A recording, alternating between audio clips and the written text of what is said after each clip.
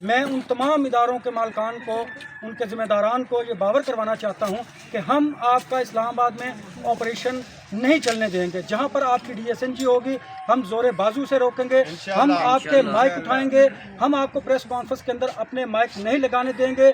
اور میں یہ اعلان بھی کرتا ہوں کہ ان تمام اداروں میں جن میں سے ہمارے دوستوں کو نکالا گیا اور بغیر کسی ریزن کے نکالا گیا، نیشنل پریس کلب میں ان کے مائک پر پابندی ہوگی۔ ہم ان کو نیشنل پریس کلب میں کسی قسم کی کوئی کوریج نہیں کرنے دیں گے۔ یہ آغاز ہے اور ہم اس کے اختتام تک ضرور جائیں گے، کیونکہ یہ سلسلہ اب اس طرح رکے گا نہیں اور ہم نے بھی خاموش نہیں ہونا۔ لیکن دوستو، آپ کا اتحاد، آپ کا اتفاق یہ ثابت کرے گا کہ آپ اپنے رائٹس کے لیے لڑ سکتے ہیں۔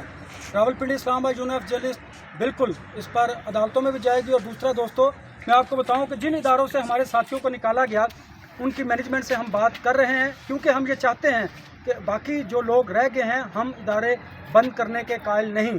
ہم یہ جانتے ہیں کہ ادارے پھلے پھولیں گے تو ہمارے ورکر بھی خوشحال ہوں گے، لیکن اگر کوئی یہ سمجھے کہ ہم یک جنبش قلم اپنے اداروں میں سے لوگوں کو نکال دیں گے اور وہ ادارہ پھلے پھولے گا، تو ایسا ہرگز نہیں۔